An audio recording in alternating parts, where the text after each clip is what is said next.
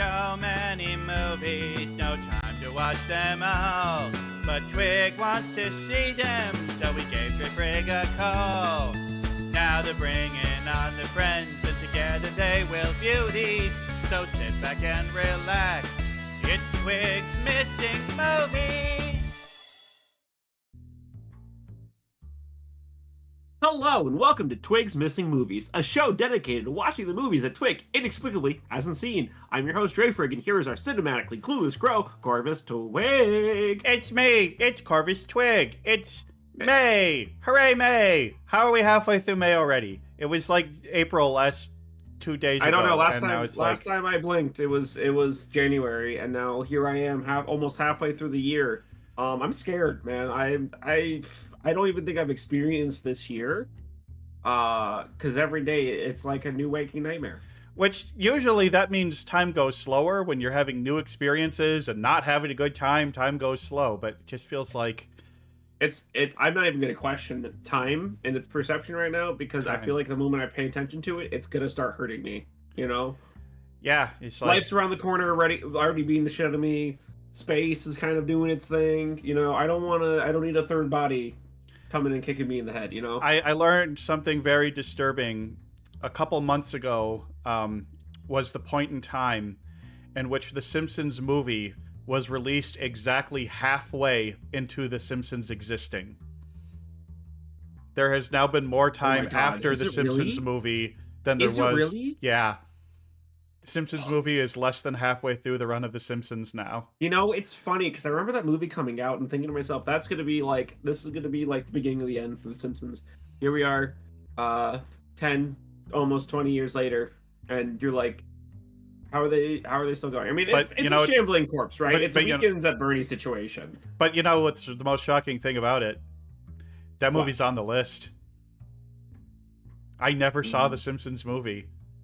It is on the list, isn't it? Yeah. I'm scared. God. I'm scared to Who see wants it. to be brave enough to come and watch the Simpsons movie with us? It's actually a good movie. To me, seasons 1 through 8 of The Simpsons are like one of the most cherished and loved TV shows in my life. And then I'm one of those people like season 9 was watchable but not very good, and season 10 was kind of bad. And then everything after that is just like you said, Weekend at Bernie's, a shambling corpse that. I mean, as far as I'm concerned, everything after season 10 is just fan fiction. Because it's not the same people. It's not the same writers. It's not the same show creators. It's straight up official fan fiction. And man, it shows. I don't know what you've seen from the new stuff, but man, every time I go to see like an episode, or if I see a clip on TikTok, I'm like, this isn't The Simpsons. Yeah, these characters don't do this shit. Every once in a while, someone's like, no, the new season's actually pretty good. I'm like, fine, I'll give it a try. And every fucking time, it's terrible. It's like, okay, they have some decent jokes. There are some decent jokes in it, but the tone, the way the characters act, the way the characters speak, it's not the same show. Yeah. I mean, poor Julie Kavner's voice. You see some clips from newer seasons. She can't do Marge anymore. It's one of those situations where an AI would probably do better, and I hate AI. I would never ever admit that, no matter what. I know. I get your point. It's like, okay, so the Futurama reboot, absolutely atrocious. It is basically the same group of writers who were writing for The Simpsons trying to make the Futurama, but all they ended up doing was make Simpsons episodes, not Futurama episodes. And now they're talking about rebooting King of the Hill, and I do not believe for a second they're going to understand or make King of the Hill as good as it used to be, right? Because King of the Hill is a conservative, rural man, for lack of a better word, right? I mean, he lives in suburban. The politics of when that show went off the air are very different. A character like Dale, who was a conspiracy theorist. I mean, conspiracy theorists were cute in the 90s and early 2000s. But now they're a danger But to now society. we've seen, it's just like, so like, the modern politics makes it difficult. It'll be interesting to see where they go with it. I mean, like King of the Hill went 3 seasons after 9/11, and they never mentioned it, and I'm glad they never mentioned it. Yeah. It's just one of those things, but it's I don't think they're going to do well. They rebooted Beavis and Butthead. Mike Judge rebooted Beavis and Butthead, and the reboot of that is actually pretty good. I never watched Beavis and Butthead growing up, so I don't really care. I think in the scope of that song and dance, you know. I'm not optimistic about the new King of the Hill, but I'm not convinced it's going to be terrible, and I will give it a shot because I love King of the Hill. I do think King of the Hill is the one lone shining example of conservative humor that's actually good. American Dad. Next question. I don't think American Dad is very much making fun of conservatives. I don't think it comes from a conservative slant. Because Seth MacFarlane is not a conservative, although he's a capital L liberal. Whereas Mike Judge is more of a classic Mike Judge is more of a classic libertarian. So I don't know. It'll be interesting to see. And then thank God they no longer have white people voicing the Asian characters. God, yeah. Yeah, I don't know. I'm tentative. I'm hopeful. I don't want the shows to be bad, right? I just don't have faith that they're going to be good, right? After watching 2 reboots go south side very quickly, it's just, I don't know. I don't know how I feel about it. We'll see what happens. I mean, but surely it won't be bad as the remake or re-release of the movie Footloose, because there's no way that can live up to the original, right? You know. I mean, how else? Well, I don't know because I've never seen the original Footloose. Well, that is what we're here to talk about today. I mean, how else are we going to talk about the movie? You know, the themes of a daughter rebelling against her father at a summer camp. You know, in the middle of the Catskills, it's up in the Catskills in the 1960s. Yeah. I mean, it's gonna have great actors in it, right? Like Patrick Swayze, Jennifer Grey. I mean, just classic names, you know. I don't know. We fucked that up last time. It's fine. Listen, for everyone who's new here and hasn't paid attention, go watch. Pause this episode right now, unless you're watching live. Yeah, and then go watch the Dirty Dancing episode. Yeah. The running joke here is that we in our discussions of Dirty Dancing, I, in my foolishness and eagerness to talk, mixed up the plot lines of Dirty Dancing and Footloose pretty hard. Wait, you fucked it up? I fucked it up. We fucked it up. We fucked it up. We fucked it up. It was our mistake. Because you'll see when we watch the movie. But let's get into this movie just a bit fact-wise for a second. Great names such as Kevin Bacon, Lori Singer, Diane Waste, John Lithgow, all are stars in this movie. Originally a budget of $7.5 million, it made about $80 million in theaters. On its box office run, which was from February 17th, 1984, until about I think it was like middle of May, they cut it out. Paramount Pictures produced it alongside Louis J. Rachmil and Craig Zedden, written by Dean Pitchford and directed by Herbert Ross. Won many nominations across the board, but only won one, which was in breakthrough performer role for Lori Singer. And I'm guessing Lori Singer is the one who plays the female lead in this movie. Yes. I don't know. This is a musical in and of itself. If you didn't know a musical, sorry, spoilers. Is it okay? That's one thing I was wondering. Is this a musical, or is it like, because like Dirty Dancing had music and people dancing to music, but I wouldn't call it. This is actually a musical. This is actually a musical. Okay. One of the songs you've probably heard around. Well, I gotta cut loose, Footloose, kick off the Sunday shoes. Jeez, Louise, that's on my knees. It is a musical. Unlike Dirty Dancing, it is actually a musical, which is one of the things that we fucked up in the episode about Dirty Dancing. It's got the songs Footloose, Almost Paradise, Dancing in the Sheets, Somebody's Eyes, Never, The Girl Gets Around, I'm Free, Heaven Help Me, Holding Out for a Hero, Let's Hear It for the Boy. Songs people have probably heard. Wait, I'm holding out for a hero is in this song? Yeah. I need a hero. I'm holding out for a hero to the end of the night. He's gotta be brave and he's gotta be strong and he's gotta be larger than life. I know it's Yeah, I didn't know you. Yeah, this is it's in this. There's a lot of good music people have heard and listened to, especially if you had a parent or a mother that was particularly into musicals at the time. I remember this was one of my mom's favorite movies, for multiple reasons, but I can't talk about them just yet. And you're one of your mom's favorite children. I am one of them. I am one of my mom's favorite children out of 4. You're at least in the top 5. At least top 5. At least top 5. Yeah. And I don't know. It's a classic movie. It's a classic musical. Something straight out of the out of the 80s. It's got all the 80 vibes that you would expect it to have. But it's it is what it is. So Twig, why haven't you seen this movie? Well, it's a pretty popular movie. For one, wait, what year did you say it came out? When it came out? 1984. Yeah, so I wasn't alive when it came out. That's excuse. That's a next you're gonna tell me you weren't buying property while you're in your mother's womb. No, I wasn't. You're fucking up. All right, keep going. Yeah. Tell me more. And I guess growing up, I never really cared much for musicals. Musicals, I had that stupid idea of a teenage boy growing up in the 90s that musicals are for girls. And, But you hung out with, like, theater people. No, I didn't. I thought you did. I do now that I do improv and stuff, but no, I wasn't friends with the theater kids in high school. I see. Well, this explains a lot. Yeah. I had been acting under this assumption you hung out with theater kids growing up.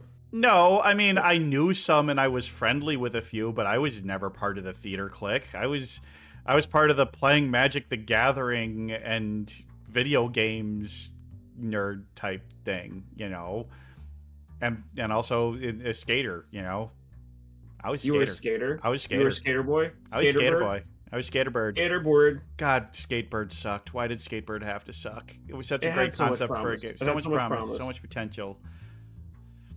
But yeah, that's why I haven't seen it. So it was obviously before your time, and no one's been like, "Hey, let's go watch this now." At all. No, not really. None of my friend groups. There was nobody in my friend groups who was like, "Oh, I love this movie. We need to see this movie." Well, until now. Until now. Kyoko. Well, that's part of why we're doing this show. Get why we're here doing this episode. Yeah. So, what do you know about this film then?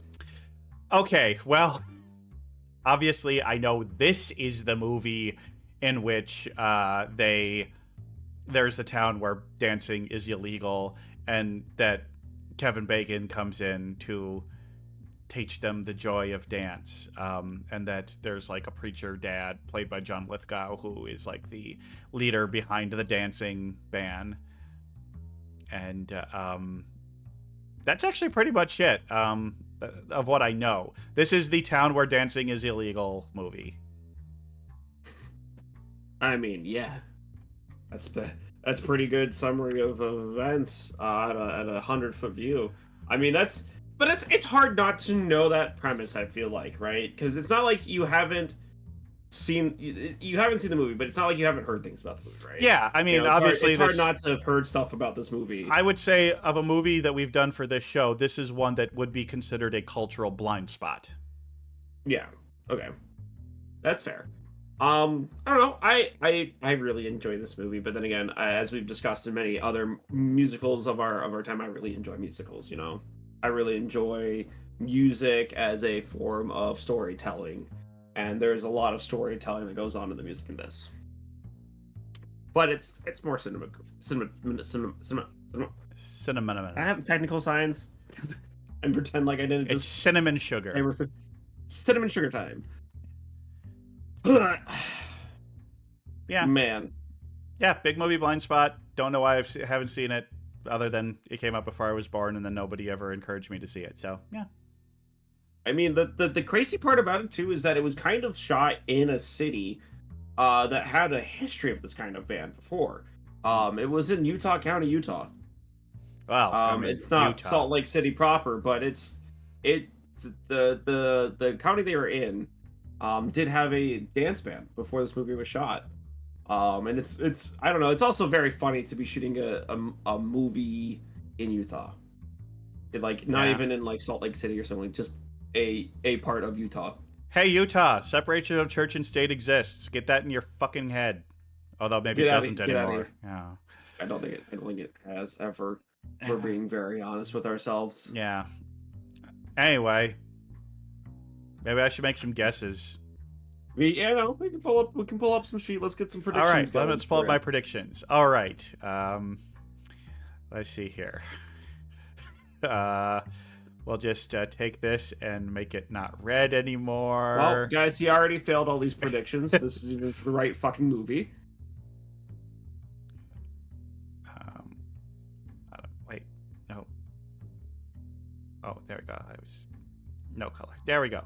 Okay, so obviously he's not Baby. So Baby gets put into a corner. We're just gonna get rid of that. We're gonna replace Patrick Swayze with Kevin. Did you Bacon. grab the fucking? Did you grab the Dirty Dancing predictions? Maybe. Okay. So we're just replacing Patrick Swayze with Kevin Bacon instead of Baby's father. I did see that the girl's name is Ariel, so we're gonna say Ariel's father is the lead person behind the dancing band. So we're gonna keep that. I'm gonna actually change my predictions a little bit. I don't think he's an outsider in. I actually think, because Kevin Bacon was actually pretty young when this came out, I think he's a high school student. I think they're all high school students. Like the main cast. Obviously, the father isn't. Obviously. Like the story revolves around. So I'm going to say he's an outsider. I don't think he came for work. Is a new student in town, and dancing is a hobby. Ariel's father is the lead person behind the band. I still think that's true. I think it's her father who's the made one. I do think at one point he is going to do a big public dance and get arrested. The final scene takes place at a dance. Him being Kevin Bacon's character, not the dad. Yeah, Ariel's father. I say Ariel. I don't know Kevin Bacon's character's name, but I know Ariel is the name of the character. Okay. So I'm gonna say that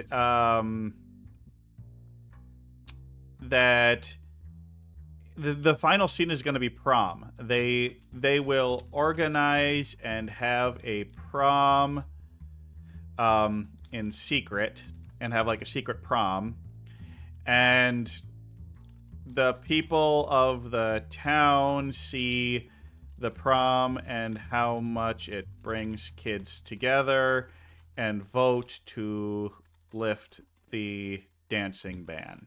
So I think that's going to happen. I think like they're going to do the secret prom. Parents are going to find out about it.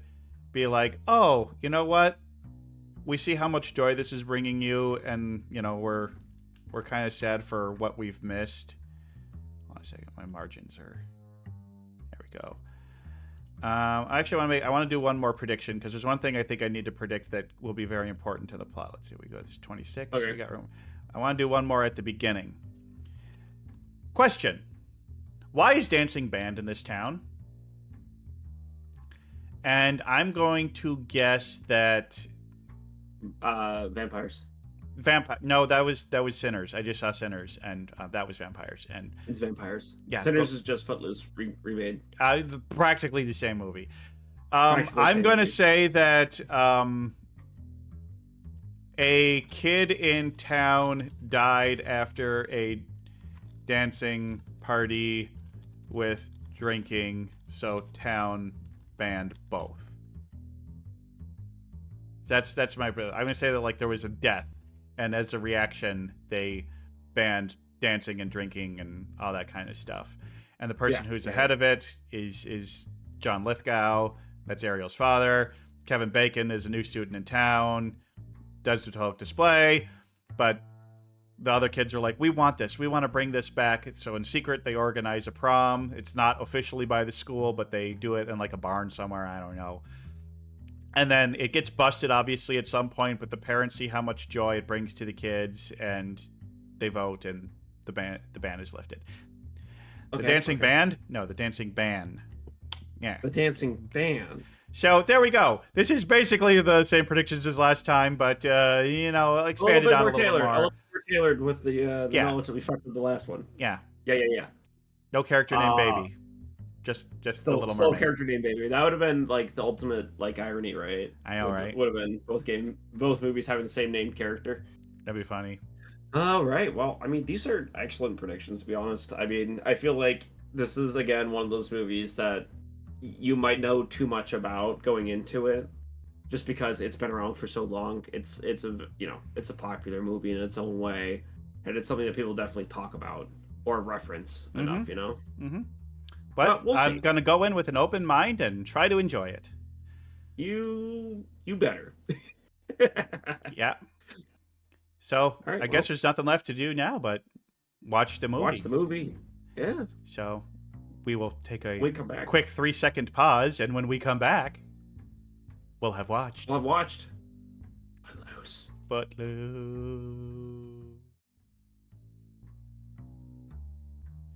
Heaven helps a man who fights his fear. Love's the only thing that keeps me here. Sorry, got the song stuck in my head, man. Kenny Loggins, man, he's fucking great. Music in this movie, you got me moving, got me dancing, got me dancing.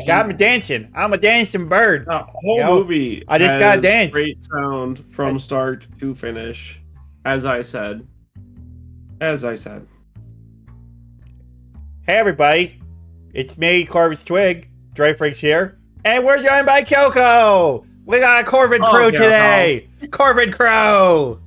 Let's go. Every now and then, we like to pull Kyoko out of the closet which she shoved herself into and beat her until she convinces herself she wants to do one of these things with us. Every now and then we like to pull Kyoko out. Wait, we're not doing Dirty Dancing? Make her dance around. No, we're not doing Dirty Dancing. You can't roast us for that this time. Oh. Look, even though they have remarkably similar plots. They kind of don't. I mean, they don't, though. They do. They have remarkably similar It's just similar plots. music and dancing. Yeah, I mean, baby's parents weren't like... Baby's parents didn't say she couldn't dance. They just didn't like that she was dating a guy 5 years older than her that was a worker at the resort. It was more about Patrick Swayze than the dancing that they didn't approve of. Yeah. No, it was kind of the dancing they didn't approve of. Because it was I want to say flamenco dancing, but I'm probably wrong. It was a different form of dancing than what they were used to doing. If you recall. Yeah, they just only wanted to ever dance to Hava Nagila.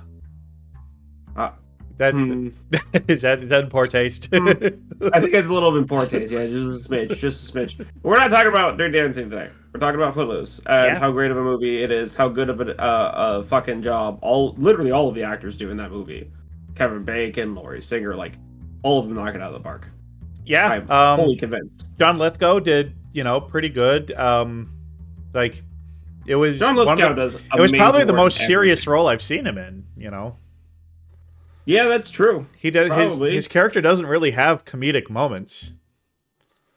I mean, unless you want to laugh at religion the entire time, and then everything he says is funny. Yeah. Now this is normally the part where we would ask our guest, "Hey Kyoko, why did you pick this movie?"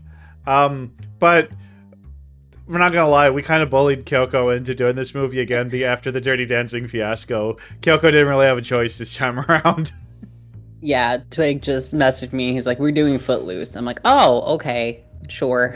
But you like this movie, right? I do like the movie. Yes. Yeah. I mean, like, when did you first see this movie? When was little Kyoko, or was it big Kyoko? Oh God, I have no recollection when I first saw it. It must have been, I don't know, early 2000s if I had to guess. So you were a small child, is what you're saying? No. Kyoko's 53. So this middle-aged woman watching the movie at that point, yeah. Yeah, it's 2053. So small child. Child.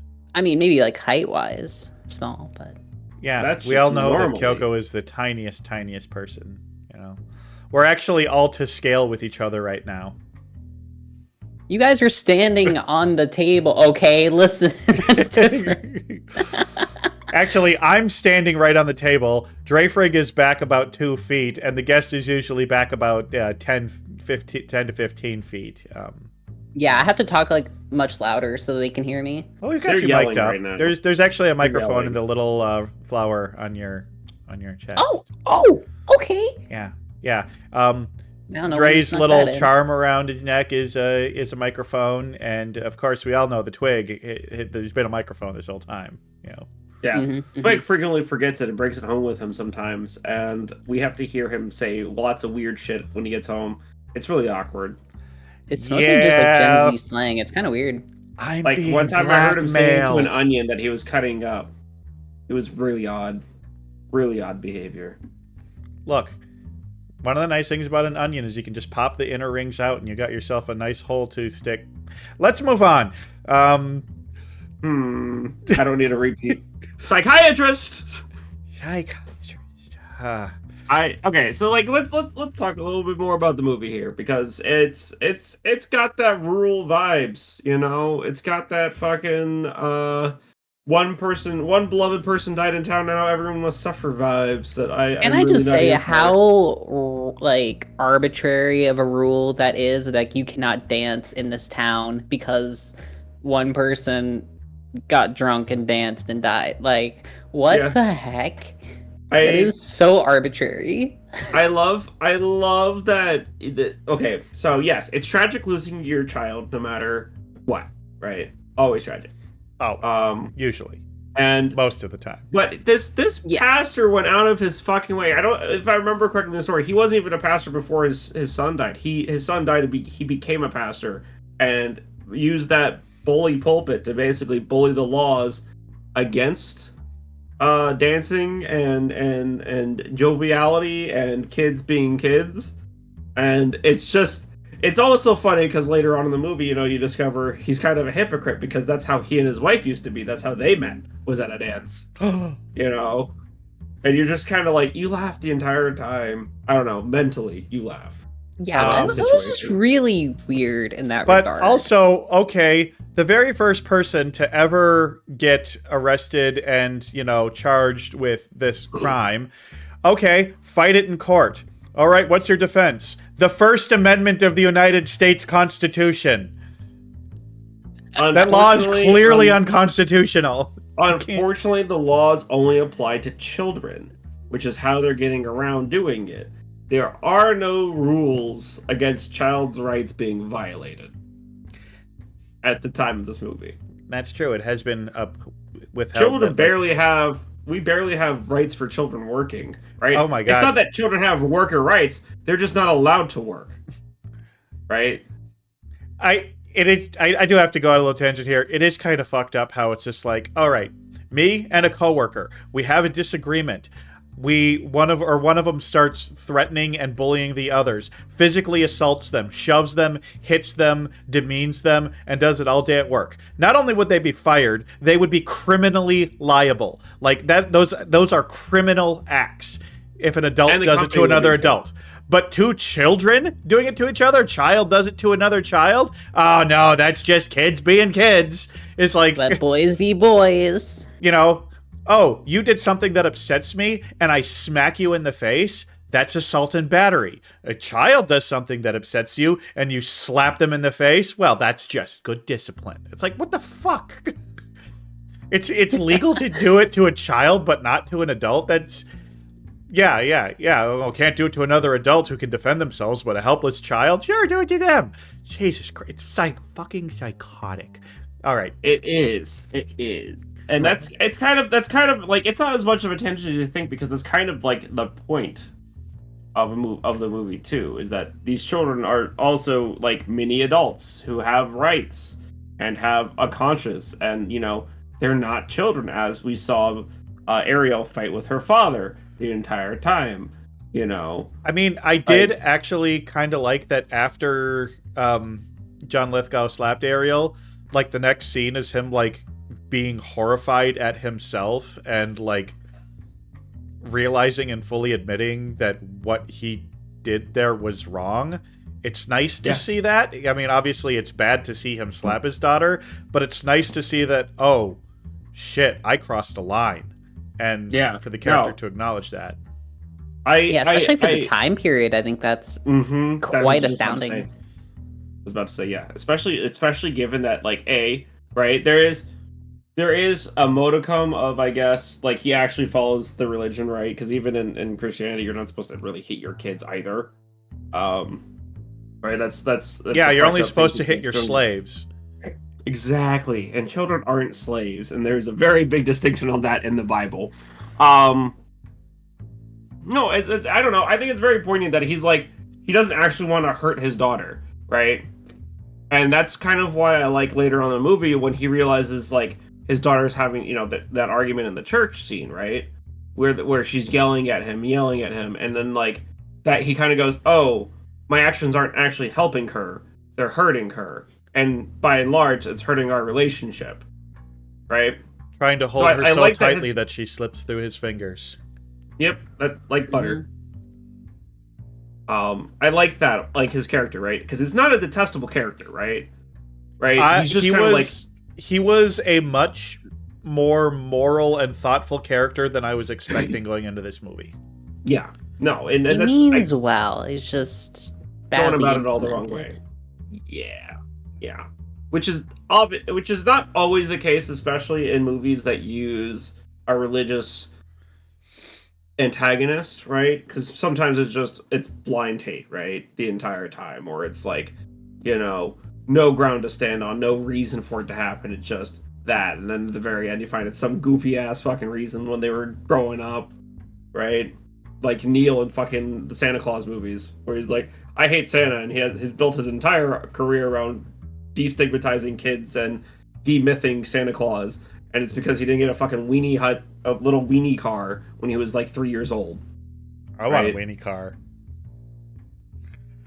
Can you buy a decommissioned Oscar Mayer Wienermobile? You can. If you do that for TwigCon, I will run the grills. Drive everybody around in a Wienermobile. It'd be amazing. I'm here for it. We could hollow out the middle of the wiener and put in seats for everybody. We'll definitely be like, you know, popping a wheelie the entire time, but we could do it. You know, suddenly I don't think I can make it to TwigCon. You don't want to go to the Wienermobile. I don't want to be in the wiener. No. Yeah, she prefers the wieners. Never mind. Not gonna finish that sentence. Bad Twig. Bad. You know, we're almost all the way through to making a Chicago hot dog. We got a hot dog joke. We got an onion joke. We just need like some buns or something. Well, we'll relish the opportunity if we get there. Killing you. Killing you. Oh man. I gotta say, ow. One thing that really dated this movie was the fashion and the haircuts of the. Drink some water. Mm-hmm. Oh, we gotta drink some water. Kyoko telling us to drink some water. She said the thing. Free. You know, I gotta say though, this movie had one of the most romantic and high chemistry romance montages I've ever seen.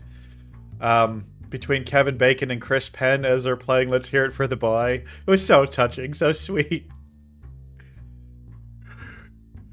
Ah, man, I remarked this during the movie too. It's always a weird time seeing actors in like their essentially breakout roles, right? I know, and right? Seeing how young they are, and seeing Kevin Bacon look that young, and then seeing him now, and he still kind of looks. At last picture I saw of Kevin Bacon, he still looks pretty youthful, right? Not nearly as youthful as when he was a kid, right? But he does not look 60 or 70. I can't remember how old he actually is. He does not look the age that he is. But like, I know Chris Penn mostly from like Quentin Tarantino movies, and so seeing him in this role was definitely different. Oh yeah, for sure. God. Oh man. and it makes me wonder, like, as we see stars our age, like, what are they going to look like in 30 years, 40 years? You know, when the next iteration of Twigs Missing Movies comes around with their 3D environment, space, VR headset bullshit, and they're all going, well, this boomer movie that we watched, The Hunger Games, you know. I mean, by Hollywood standards, women my age are way too old to act.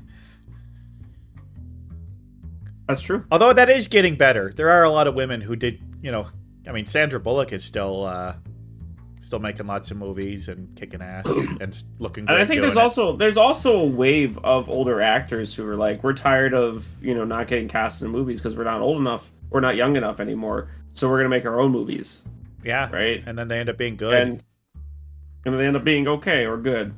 What was the one that came out recently? Was it Red?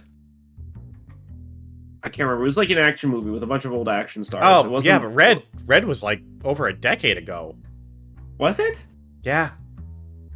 Was there a sequel that came out? I think so. I think there was, yeah. Yeah, Red 2. It was like... Red 2, standing by. No, that's 2013. What am I thinking of? It was in the last 5 years. Was it? Or have you just completely lost track of time in the last 5 years? Like that is impossible. Wasn't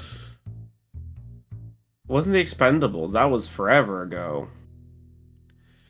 Well, some of those people basically just can't even make... I mean, Bruce Willis, unfortunately, is never going to make another movie again.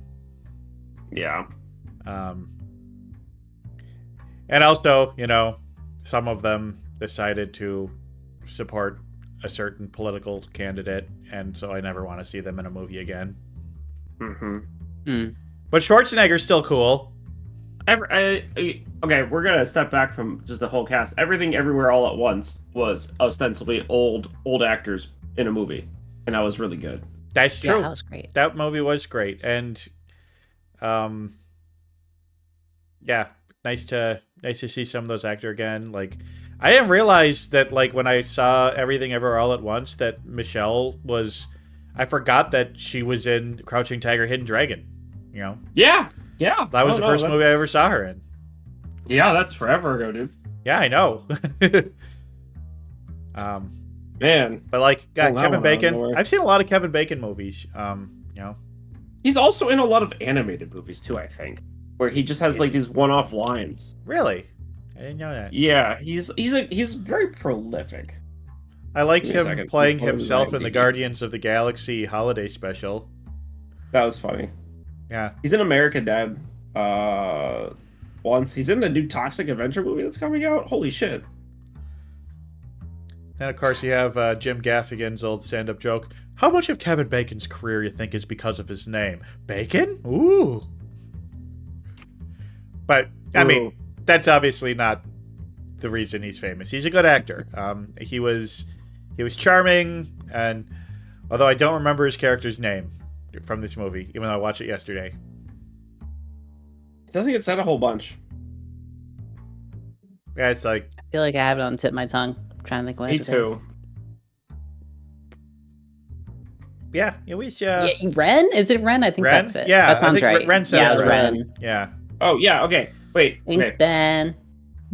His animated movie, Balto. I had to look it up because it was I couldn't fucking remember it. Balto. Oh, I He's in remember fucking Balto. Balto is a Twigs missing movie. I feel like you're not missing a whole lot with that one. Nah, no, not really. It was aight. It was aight. Yeah, it was okay. But, I mean, if I had to say what is my favorite thing about this movie is that I did love the soundtrack. But I gotta challenge you a little bit. I would not call this movie a musical. I think it had... Like, for me to be a musical, the characters need to be the ones singing. Yeah, I agree. Like, it is tagged as a musical, and I do like my movies that involve I wonder if there's, like... If there's, like, music. Is there a term for a musical like this one where it has musical sequences where a whole song plays and the characters are dancing and doing stuff to the song.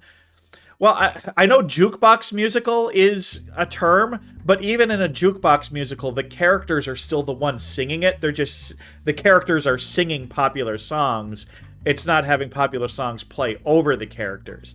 So it's like it's kind of a jukebox musical, but it's also like not. I feel like there is a proper term for this that I just don't know. Yeah, I don't know what you would even call it at that point. Because it's like, those were some of my favorite parts of the whole movie. In fact, I say they were the favorite parts of the whole movie, is when they're playing great music and the characters are having fun and dancing.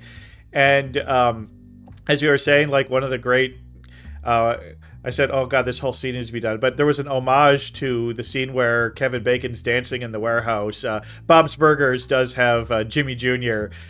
basically doing those exact dances, but they don't animate the full sequence. They're just really showing off how much of a gymnast he was. That's all that scene was. Hey, I mean, 100%. It was good dancing. Oh yeah, for sure. We also heard the song Footloose 3 times in the movie. It's just that good. Yeah. I think they also played hey, do you guys know you're watching the movie Footloose? But they also played the song that I was saying. I don't remember the name exactly. It's like it's a Heaven Waits for, or Heaven Helps. The other Kenny Loggins song. I think that one gets played twice.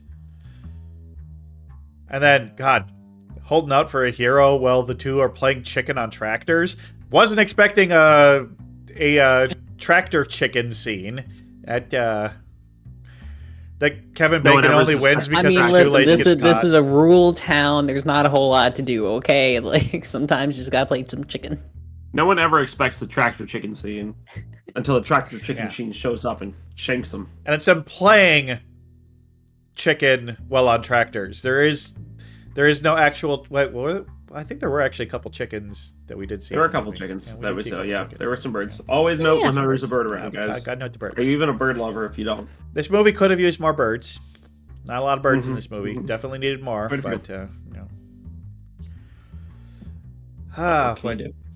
what can you do? I mean, the thing is, other than just like, ow. Okay, I guess Rodney's showing up now. That's a bird. Yeah, okay. Yeah, we got Rodney here. Hi, Rodney.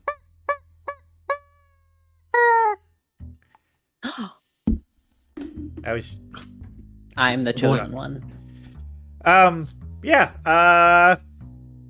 There's really not a lot to say about, like, there's not a lot of plot in this movie. It's just it's a character-driven, it's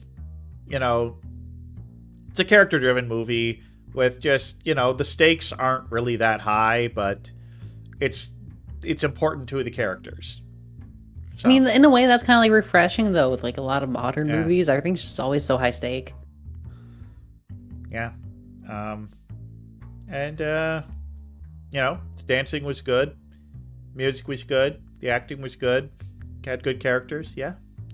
I mean, what more can you really... I mean, I don't know. It's just like... There's not really a ton to got. Like, it's a very simple movie. We're just going to say that. It was a very simple movie. I don't think there's anything wrong with having... Oh, no, I'm not saying that having it all be character motivation based, right? Yeah. That's how a lot of movies were made back then, was here's my character, here's the problem, here's the end goal, and then a lot of writers were told figure it out.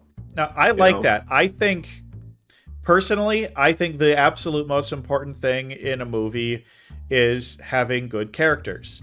The plot doesn't matter as much if you like the characters that are on screen. If you have characters that are charismatic, have good charisma with each other, good chemistry, and you just like watching the characters, then the plot doesn't really matter as much. Good characters and good relationships between those characters is, to me, the number one most important thing in a movie. Mm-hmm. Yeah. Which is why the prequels, Star Wars prequels sucked. I don't know what you're talking about. They're all character driven.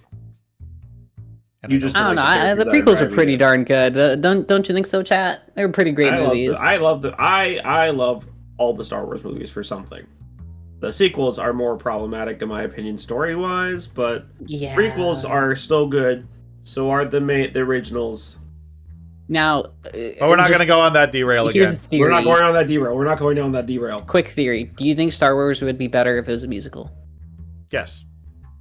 No, and we have proof of that. That's true. Yeah, Okay, you know what? An exact moment in time. There is a missing movie that all. maybe we need to do in December. At Christmas time. And Christmas time. Yeah. Christmas time. Do we do the Star Wars holiday special in December? Oh my god. We should. I think it's funny. It'd be a great time for it. I have a policy of not doing drugs while watching the movies. I might have to break that rule for that episode. I might have to. I feel like you need to experience that one sober. No. Get the full experience. The biggest problem is that it's 3 hours long. They really went, hey, make this a holiday special. I've heard it's worth it for B. Arthur's scene. I've heard she's the best part of it. But yeah, I suppose we should move on and talk about my predictions that I made a year ago. Oh, it's been a while. It wasn't quite a year ago, but you pretty close. You were one of our first guests. Okay, it's not even close to Dirty Dancing, and now that you've seen it, now you can understand my confusion when you're like, "What the heck?" Yeah, they're really not that similar of movies at all. Kyoko, could you move yourself a bit closer to Rodney so we can see the words? Fine. Come here, Rodney. We can cuddle. There we go. All right. Hi, Kid in Town died after a dancing party with drinking, so town banned both. Correct? Correct. Yeah.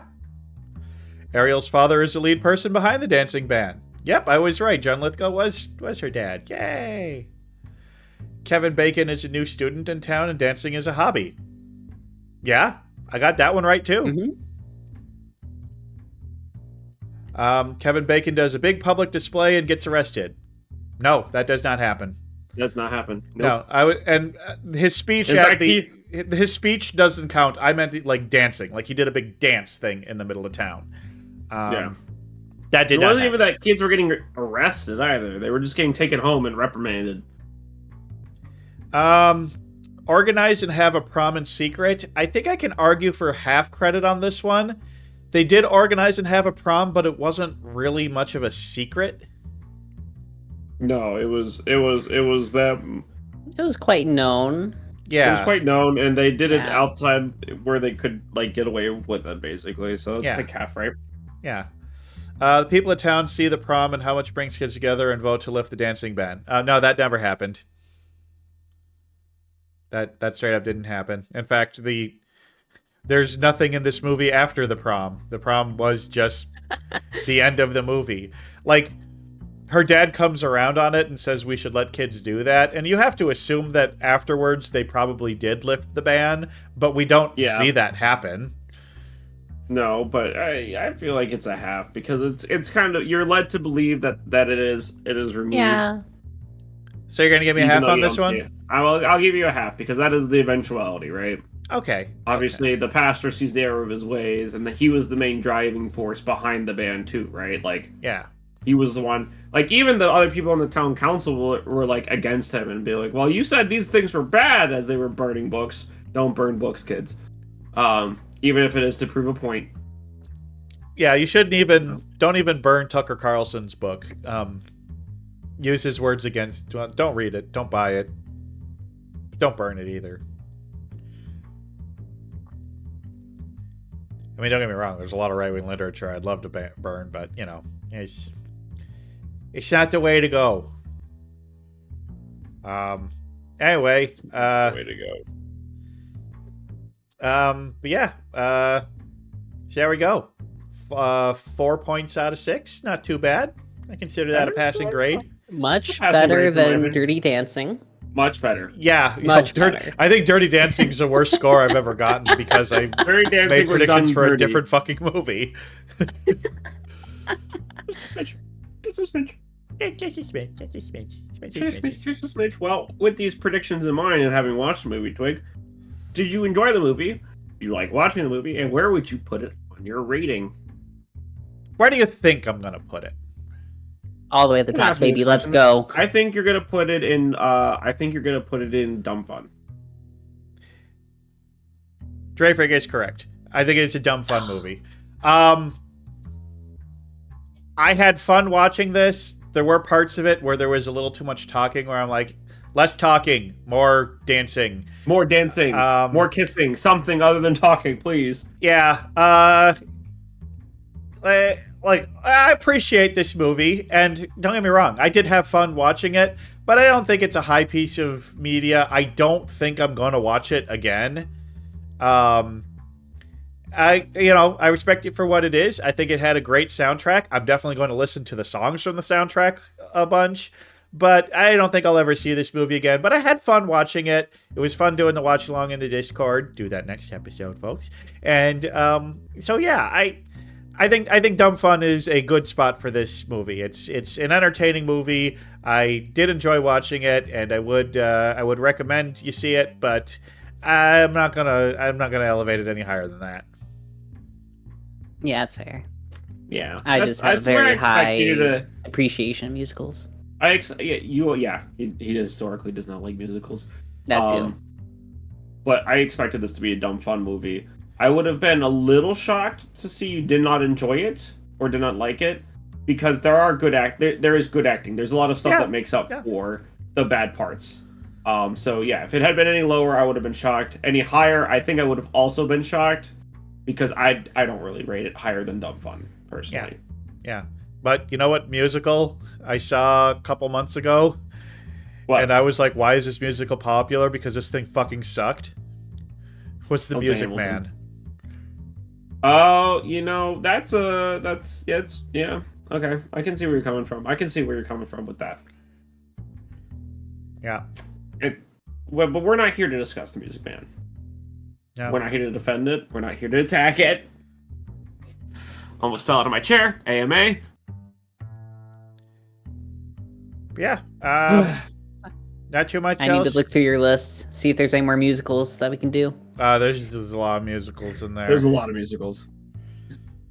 Historically, he hates musicals. Yeah, not but necessarily.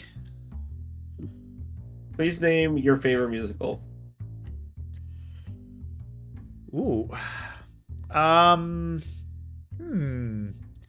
Maybe The Lion King? Okay, you're getting your ass kicked. What? What's wrong with The Lion King? I mean, do you listen to the music outside of the movie? No. That you like it for the flashy things. Okay. God, now I've actually had to... You know what movie that I've actually listened to the music from it outside of the movie a lot? Black and White Picture Show. Not really, no. Wow, okay. Encanto. really? Really? Encanto has great fucking music. It does have great fucking music. Okay, that's a good one. You got me. Yep, fair. I could go, guys, we should just do a sideshow where I roast the shit out of Twig and break down where he gets his opinions from. Dissect the bird. I mean,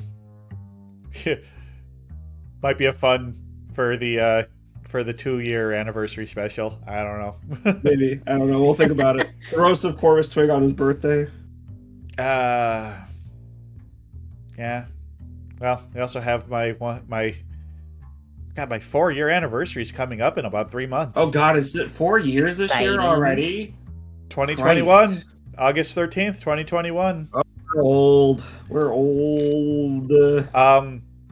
But hey, people that I've been with, people that I've been friends with and doing VTubing stuff with since the beginning, it's kind of Kyoko and Bentai and Dre. You were early on, but you weren't there at the very beginning. I was in the big yeah, I was later on. But here we are. So happy to have been friends with Kyoko for almost 40 years now. Okay. So sweet. Special friend. But Bentai gets the record for longest, and Bentai was my first collab. We played Fogs. Fogs? Fogs. It's like the two dog heads on the same body and they stretch, and it's a puzzle game and it's really fun. Actually, Dre, I think you and Bond should play Fogs. I think you and Bond would have a lot of fun playing Fogs.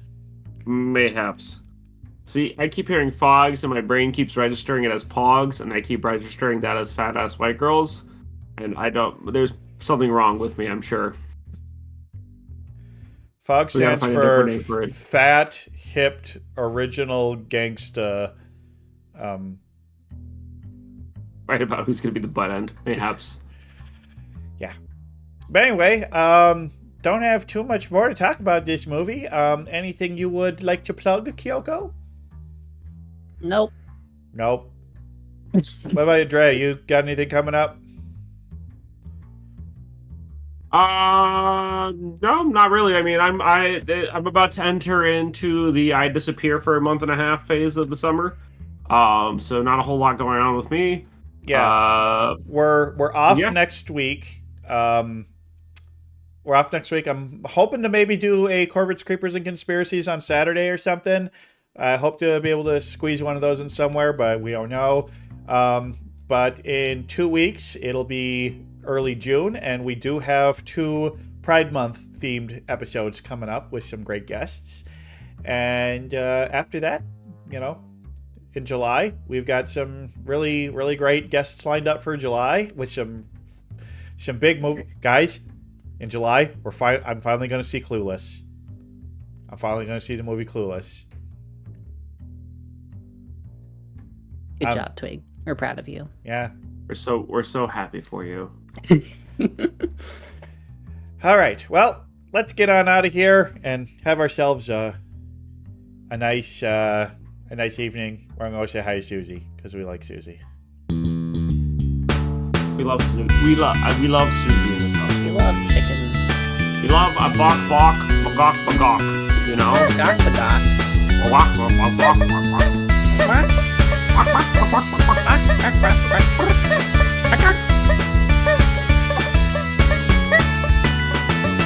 Bye, everyone.